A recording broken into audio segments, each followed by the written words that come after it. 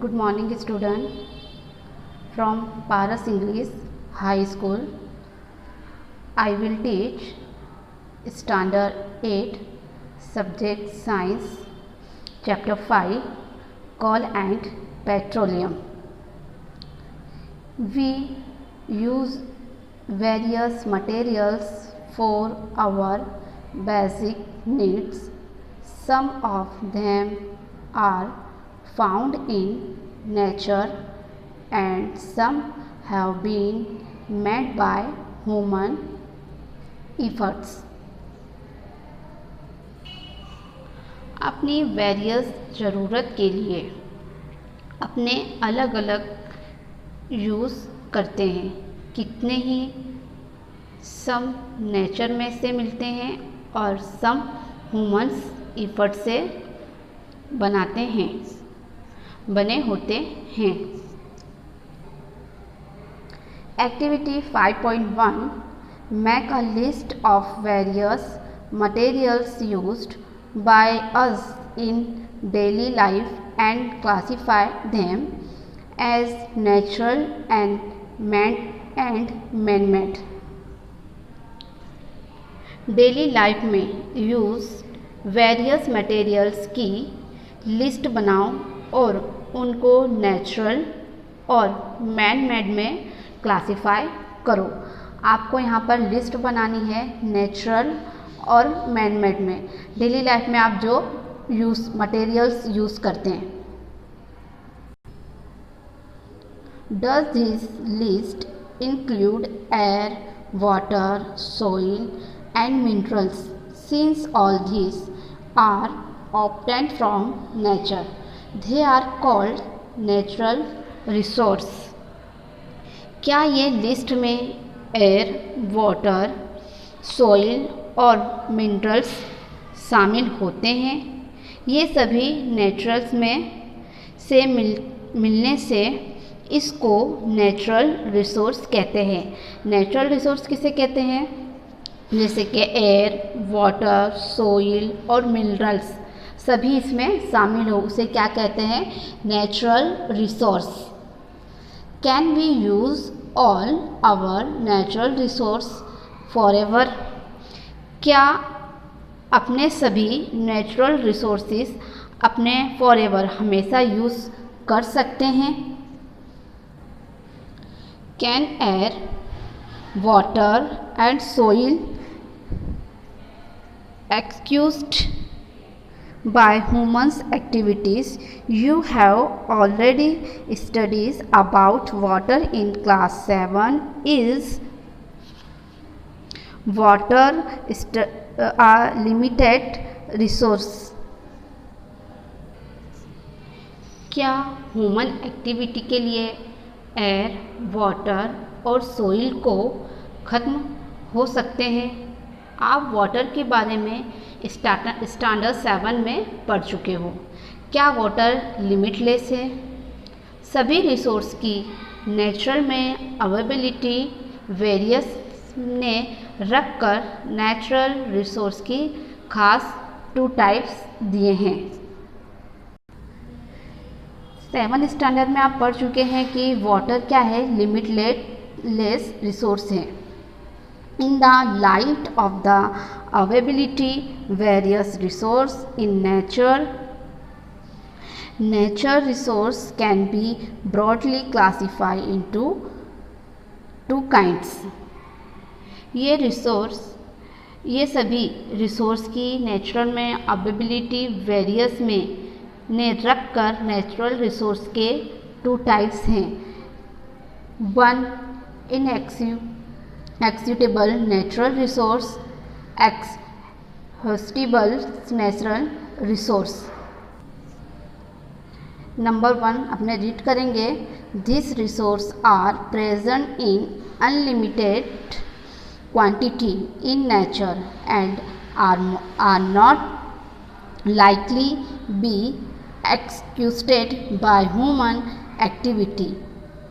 Example are sunlight, air. Number 1 ये resource natural में unlimited quantity में होते हैं और ह्यूमंस एक्टिविटी के ज़रिए ख़त्म नहीं हो सकते। फॉर एग्ज़ाम्पल सनलाइट और air. Second, amount of these resources in nature limited. They can be exhausted. Human activity. Examples of the resource are forest, wildlife, minerals, coal, petroleum, natural gas, etc. ऐसे resource को amount natural में limited होता है। ये humans activity के ज़रिए ख़त्म हो सकते हैं। ऐसे रिसोर्सेज के एग्जाम्पल में forest, wildlife, minerals, coal, petroleum, natural gas, etcetera. Activity 5.2, it is a group activity. Take some containers, fill them with popcorn, peanuts, roasted graham, toffees. Divide students into groups of 7 each. Further divide each group into 3 subgroups containing 1, 2 and 4 students. Label them as first, second and third generation respectively. ये group activity है। सम containers लो, उनको popcorn, peanuts, roasted ग्राम, toffee etcetera से भरो। Student के 7 group में divide करो। सभी group के स्टूडेंट्स को सब ग्रुप्स में 1, 2 और 4 ऐसे अलग अलग करो। इनको फर्स्ट, सेकेंड और थर्ड जनरेशन ऐसे नाम दो। जैसे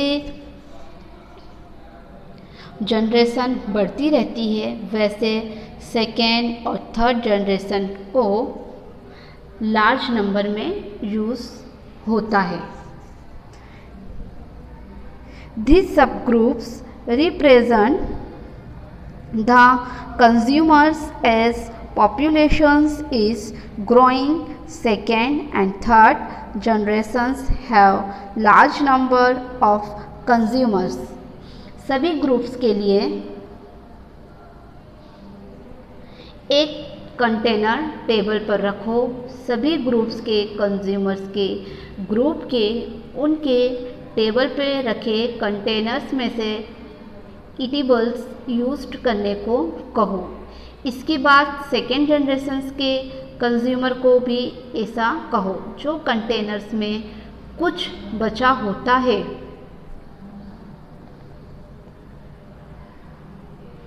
थर्ड जनरेशन्स के कंज्यूमर के ग्रुप को भी यूज़ करने को कहो।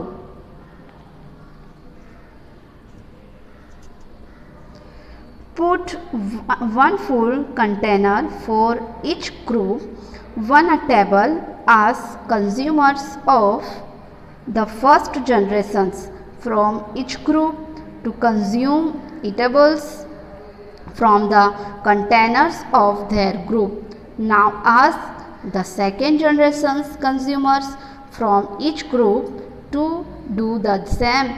Ask students to observe carefully the availability of eatables in each containers. If some things is left in the containers, ask third generations from each group to consume it. Now finally observe whether all the consumers of the third generations got the eatables or not. Also observe if anything is still left in any of the containers. सभी groups के लिए एक container table पर रखो। सभी group के consumers के group के उनके टेबल पर रखें। कंटेनर में से ईटेबल्स पर यूज़ करने को कहो। इसके बाद सेकंड जनरेशन्स के कंज्यूमर को भी ऐसा ही कहो। जो कंटेनर में कुछ बचा होता हो तो थर्ड जनरेशन्स के कंज्यूमर के ग्रुप को भी यूज़ करने को कहो। अब फाइनली ऑब्जर्व करो कि थर्ड जनरेशन्स का कंज्यूमर के ग्रुप के कोई ईटेबल्स मिला है कि नहीं। ये सभी देखो कि कंटेनर्स में अभी भी कुछ बचा है कि नहीं। Assume that the eatables in the containers represent the total availability of an excusable natural resource like coal, petroleum or natural gas. Each group may have a different consumption pattern. Are the earlier generations of any group too greedy? It may be that the earlier generations in some groups were concerned about the coming generations and left something for them. Container में रहे eatables represent resource जैसे कि कोल, petroleum और natural gas total availability groups बताते हैं। सभी group के consumptions डिफरेंट्स होते हैं। क्या कोई भी ग्रुप में आगे की जनरेशन्स ग्रीडी है? ऐसे भी होता है कि कोई ग्रुप में शुरुआत की जनरेशन्स बाद की जनरेशन्स का ख्याल करके उनके लिए थोड़ा बचा के भी रखें। In this chapter we will learn about some excusable natural resources like coal, petroleum and natural gas. These are were formed from the dead remains of living organism, fossils. So these are all known as fossils fuels. इस chapter में आपने कितने एक्सक्यूजेबल्स natural resource जैसे कि कोल, petroleum and natural gas के बारे में पढ़ चुके हैं। ये एक्टिविटी ये लिविंग ऑर्गेनिजम्स के फॉसिल्स में से बने होते हैं, इसलिए ये सभी के फॉसिल फॉइल के तरीके से पहचाना जाता है। 5.1 Coal.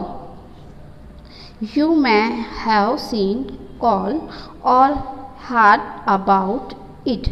Figure 5.1. It is as hard as stone and is black in color. आप कोल को देखे होंगे या उनके बारे में सुना होगा। ये स्टोन जैसे ब्लैक कलर के हार्ड होता है। जैसे फिगर 5.1 में आपको कोल का फिगर बताया हुआ है। ये स्टोन की तरह होता है, ब्लैक कलर का और बहुत हार्ड होता है।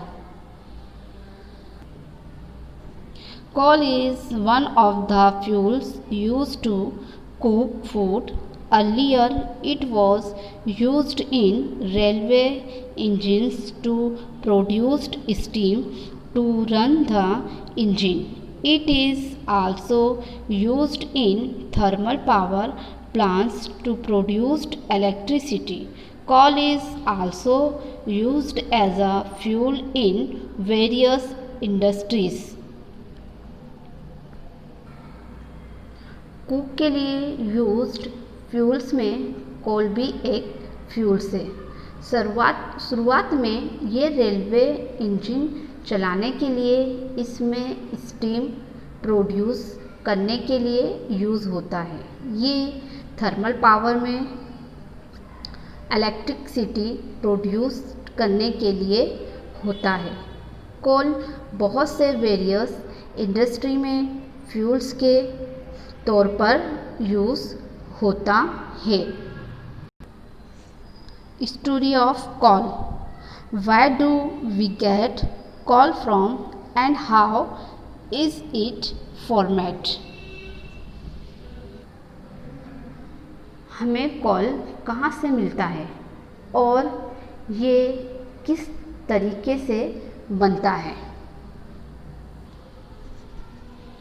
About 300 million years ago, the Earth had dense forest in low-lying wetland areas.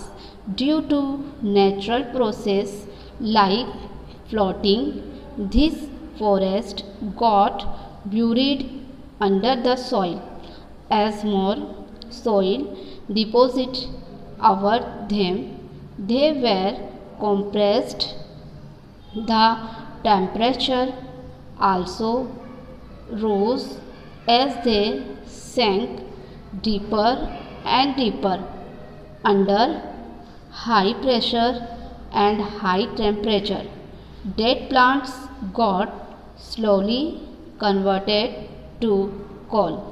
As coal contains mainly carbon, the slow process of conversions of dead vegetations into coal is called carbonization, since it was formed from the remains of vegetation.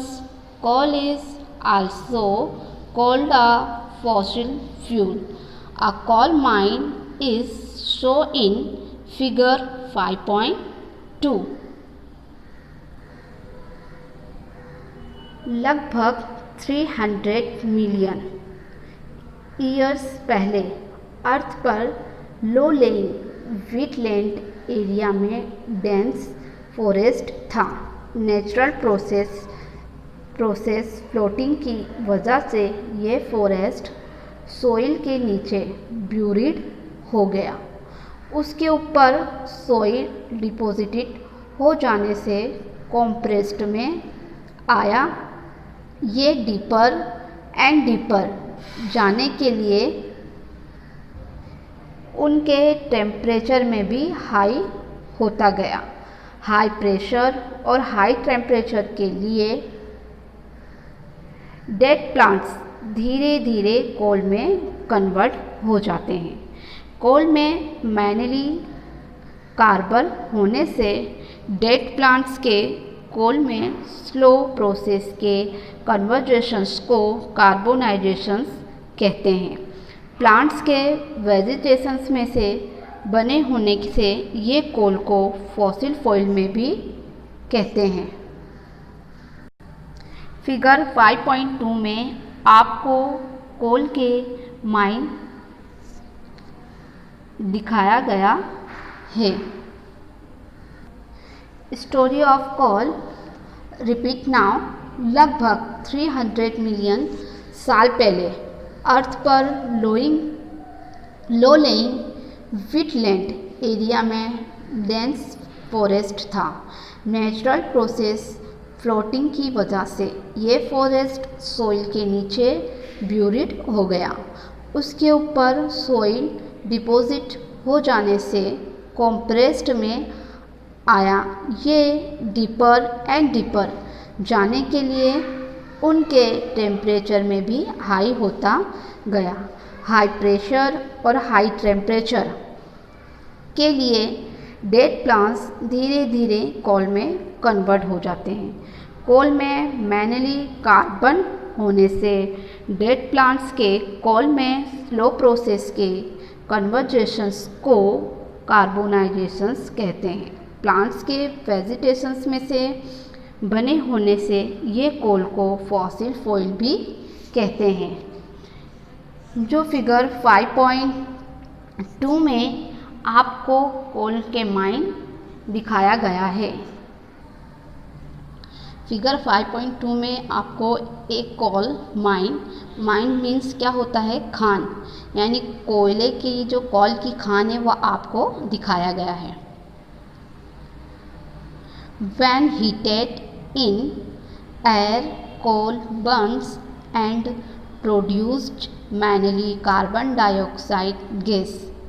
Coal is processed in industry to get some useful products such as coke, coal, tar and coal gas.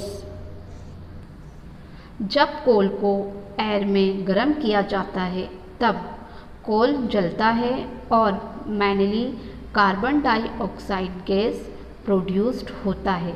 कितने ही use product जैसे कि Coke, कोल टार और कोल gas मिलने के लिए industry कोल के ऊपर process